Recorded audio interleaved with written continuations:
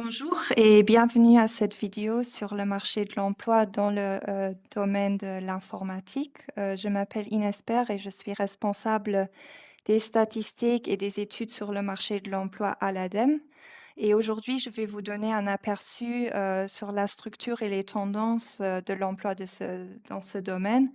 Et après, vous allez écouter Daniel Piegnik sur un retour du terrain. Donc, Daniel est conseiller employeur à l'ADEME pour les métiers de l'informatique, c'est-à-dire qu'avec ses collègues, il est la référence de tous les employeurs au Luxembourg à l'ADEME pour ces métiers. Et il va vous donner sa vue sur la situation actuelle dans ce secteur et quelques astuces pratiques pour le processus de recrutement. OK, donc je propose d'entrer dans le vif du sujet. Donc là, juste, pour, l'introduction, on parle souvent plus de métier d'informaticien, on parle de développeur, d'administrateur, d'analyste de données, d'architecte, IT, d'IT support. Juste pour dire que c'est un domaine qui est complexe et qui, se spécialise de plus en plus. Et aujourd'hui, donc dans cette vidéo, on va couvrir, tous ces métiers-là. Hem Quels sont donc les métiers qui sont le plus recherchés, dans l'informatique sur base des offres d'emploi déclarées à l'ADEME? On a, dans nos données, en première place les développeurs, avec presque 800 postes déclarés, en 2021, suivis par les analystes, BI, les analystes de données, puis les analystes fonctionnels, les ingénieurs informatiques, c'est-à-dire les software engineers et les chefs de projet, informatiques. Donc tous des profils, très recherchés, actuellement au Luxembourg. Hem et les codes que vous voyez ici avec la lettre et les 4 chiffres, sont les codes, du référentiel ROM que l'ADEME, utilise. Donc sur le site rom.adem.etain.lu, vous pouvez trouver, plus d'informations, sur, la description de tous ces métiers. Donc nous analysons toujours aussi la pénurie des métiers, c'est-à-dire l'équilibre, voire le déséquilibre entre offre et demande. Hem, on peut dire que dans l'informatique, tous les métiers, sont en pénurie. Donc on a ici une grande, liste de métiers.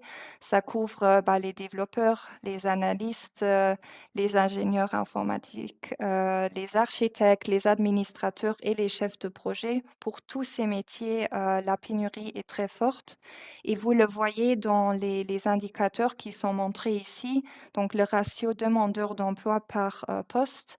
Si on a un ratio qui est largement en dessous de 1, ça veut dire qu'on a très peu de demandeurs d'emploi inscrits pour un poste, déclaré, par l'employeur.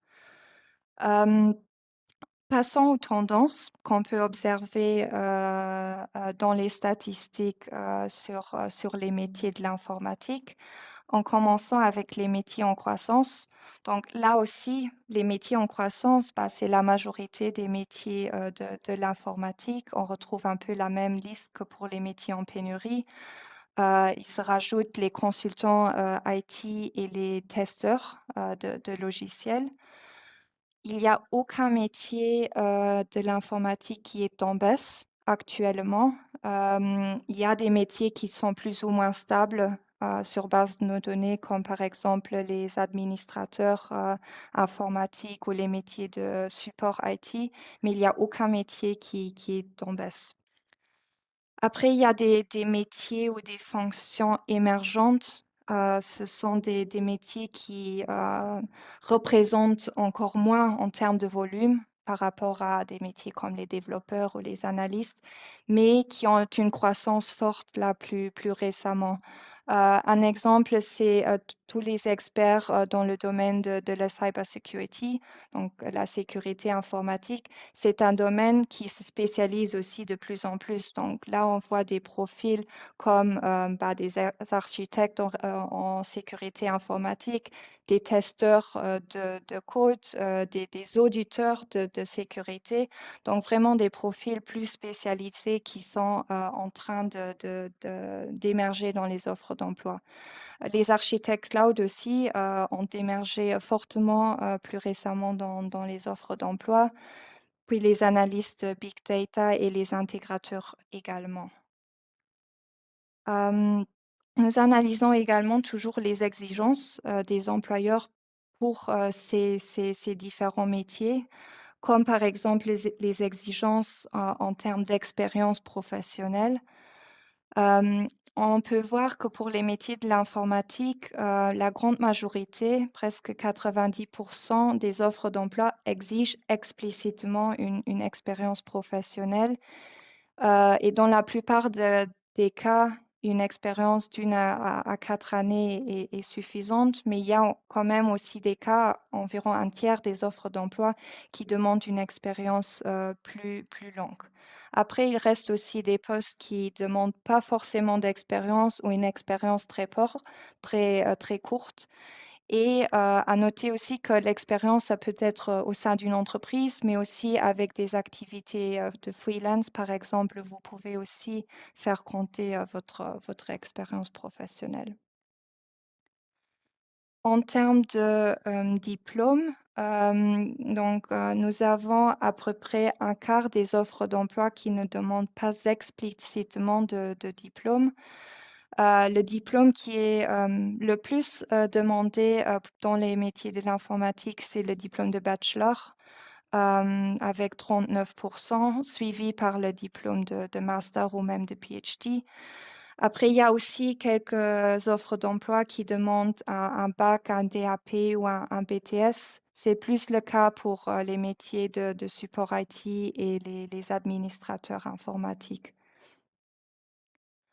Hem, Nous pouvons également analyser les exigences de langue, comme les langues sont importantes, au Luxembourg. Donc ici, on voit par exemple l'analyse pour le luxembourgeois, juste pour vous expliquer la méthode.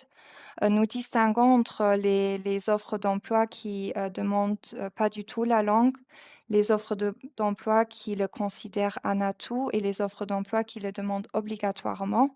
Et puis, nous distinguons entre les niveaux demandés. Donc du niveau A, qui est le niveau de base, au niveau C, qui est le niveau expérimenté, le niveau de maîtrise. Et là, on peut voir, bah, le luxembourgeois est uniquement obligatoire dans 3 des offres d'emploi et il est considéré un atout, dans, 12 des offres d'emploi, mais dans la majorité, un niveau B, un niveau intermédiaire est suffisant. Donc nous avons fait cette analyse pour les 4 langues principales, du pays et on peut voir que l'anglais est de loin la langue, la plus importante dans le secteur, plus que, 95 des offres d'emploi le demandent obligatoirement et même, 75 des offres d'emploi demandent un niveau C, donc vraiment un niveau de maîtrise. Le français reste également important et le français est demandé dans à peu près la moitié des offres d'emploi et le luxembourgeois et l'allemand le sont beaucoup moins. Et finalement, avant de passer le mot à Daniel, je peux aussi vous, donner, un aperçu des compétences qui sont recherchées dans les descriptifs des offres, d'emploi. Donc là, nous avons travaillé avec un modèle de text mining pour extraire, les compétences qui sont explicitement demandées dans les descriptifs des offres d'emploi déclarées à l'ADEME et on voit que pour les métiers de l'informatique, on voit des compétences personnelles comme l'adaptation au changement, le travail en équipe, le problem solving qui sortent beaucoup des résultats, donc qui sont, demandés très régulièrement. On voit bien sûr aussi des compétences métiers, savoir programmer, savoir analyser des données, savoir gérer des bases de données. Hem Et on peut voir aussi, comment ces exigences ont évolué, dans le temps. Donc quelles compétences ont gagné en importance, au fil du temps et c'est le cas notamment pour, le problem solving, la proactivité, la communication, la prise de responsabilité, mais aussi pour des compétences méthodes comme, la gestion de projet, l'agile, le DevOps, et quelques compétences, métiers, compétences techniques également, comme le cloud, le SQL, etc. Et avec ceci, après toutes ces statistiques, je passe le mot à mon collègue Daniel Pieknik pour le retour du terrain. Bonjour, je m'appelle Daniel Picnic. Je travaille dans le service employeur et ensemble avec Monsieur Caloris, on s'occupe du secteur IT. C'est un secteur en pleine expansion. C'est une croissance supérieure par rapport à la moyenne du marché et en parallèle, il y a une pénurie de ressources comme on vient de l'apprendre. Il existe une grande variété de profils qui sont recherchés surtout par des sociétés de services dans le secteur IT, mais aussi par des sociétés qui ont leur propre département IT, peu importe dans quel secteur d'activité. Il y a des startups qui utilisent des nouvelles technologies, qui ont besoin de profils qui couvrent, par exemple, l'automatisation, le testing, l'intelligence artificielle et la partie du développement. Comment débuter ou se reconvertir dans le secteur IT? Si vous avez un background technique, par exemple des petits scripts que vous avez faits à la maison, il y a une formation offerte par l'ADEME qui s'appelle Coding Jobs ou API qui peuvent peut-être vous aider. Si vous avez une certaine expérience dans le domaine professionnel, finance, industrie ou autre domaine, il y a du project management qui pourrait être une option, ou sinon Service Delivery Manager, Customer Relationship Manager ou Sales Manager par exemple. Parlons des certifications. Il y a des certifications qui sont plus techniques dans le domaine cloud, Amazon, Azure, AWS et ainsi de suite. Des certifications sysadmin, parlant Microsoft, VMware, tout ce qui est database. Et si vous voulez travailler dans le secteur de la sécurité, il y a deux certifications qui sont indispensables, c'est le CISM et le CISSP. Sinon, il y a des certifications en relation avec du project management comme PMP Prince 2, ITIL et aussi ISO 29000 qui est en relation avec du quality management. Mais attention, une certification est seulement valide pendant une certaine période. Donc, ça ne sert à rien de mettre sur le CV que vous avez une certification de Windows Sysadmin de 2010. Le processus de recrutement dans le secteur IT. Donc, on connaît tous le processus traditionnel, ça veut dire on regarde les offres, on envoie un CV, une lettre de motivation. Mais ça a beaucoup changé récemment, ou disons les 2 dernières années, suite à la pénurie des ressources. Ça veut dire que presque chaque société a son propre département de sourcing et ils sont à la recherche active de profils. On peut toujours consulter les sites comme MovieJobs, Jobs.lu et ainsi de suite, mais les réseaux professionnels ainsi que des plateformes comme LinkedIn et bien sûr le job board de l'ADEME sont les premiers points où on peut trouver des offres potentielles intéressantes. Mais surtout LinkedIn où on ne cherche pas, mais où on est trouvé. Donc là, je mets vraiment le focus dessus parce qu'il y a beaucoup de gens qui n'ont pas de profil LinkedIn ou qui sont plus occupés de leur profil depuis des années. On envoie le CV. La première chose que les recruteurs potentiels vont faire, c'est regarder votre profil LinkedIn. Donc, mettez une priorité là-dessus. Parlons de l'importance du CV. Ce que je vois souvent, c'est un employeur qui recherche un project manager. Il reçoit un CV d'un project manager avec l'intitulé business manager ou business analyst. Donc, faites attention que l'intitulé est vraiment in sync avec ce que l'employeur demande. Ce qu'on voit aussi souvent, c'est tous les CV en français ou en anglais et dans les langues, on trouve, par exemple, si le CV est en français, on trouve anglais. Donc, même si le CV est en français, mettez dans les langues toutes les langues que vous parlez, parce que ça se peut très bien que vous avez traduit ou faire traduire votre CV. Donc, c'est pas d'office, c'est le CV en français que vous parlez le français. Donc, très important parce que ça, on voit souvent. Mettez un petit chapitre d'introduction. Parlez de vous dans 2 ou 3 phrases. Ce que vous avez fait, c'est un résumé du CV et aussi pourquoi vous pensez convenir au poste que vous postulez. C'est pas une autre lettre de motivation, c'est juste pour donner envie qu'on lise votre CV. Parce qu'il faut dire qu'en moyenne, on passe 5 à 10 secondes maximum sur le visuel avant de décider de lire le CV oui ou non. Donc, parlons du visuel, le formatage du CV. Faites attention aux alignements des différents paragraphes, au spacing dans les lignes entre les paragraphes, aux bullet points. Utilisez les bullet points d'une façon cohérente. Majuscule, minuscule, point à la fin, virgule à la fin, c'est tous des petits détails qui sont hyper importants pour être cohérent avec votre profil. Donc, évitez aussi des blocs de texte, donc plusieurs lignes, 10 lignes. Les recruteurs n'ont pas envie de lire ça. Euh, et le contraire, c'est pas assez de texte et pas assez d'informations. Donc, si vous êtes par exemple le project manager et vous mettez des bullet points comme gestion de projet et gestion de budget ou change ou incident management, ça coule de source. Les skills, je vois souvent que les gens mettent employeur ABC, skills, employeur B, skills, employeur C, skills. Euh, Moi, je préfère une skills matrix. C'est des soft skills, technical skills, hard skills. Il y a un endroit précis dans le CV où on voit tout de suite est-ce que la personne peut correspondre, oui ou non.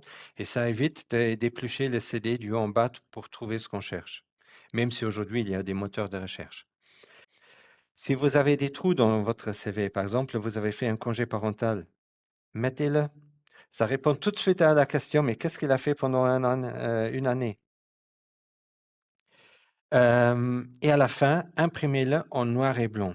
La plupart des gens utilisent des couleurs, ce qui est génial, mais quand on l'imprime en noir et blanc, on arrive peut-être à une constellation où on ne sait plus rien lire.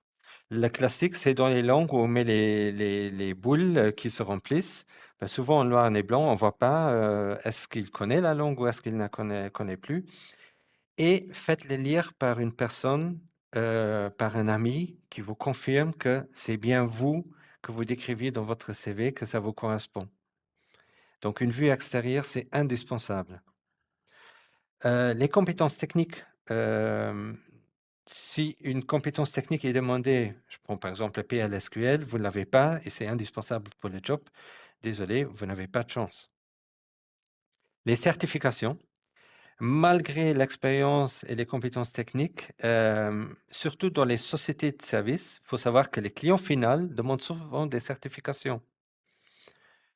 Et quand vous n'avez pas la certification, même si la société de service voudrait vous embaucher, ben, ils ne vont pas gagner la mission.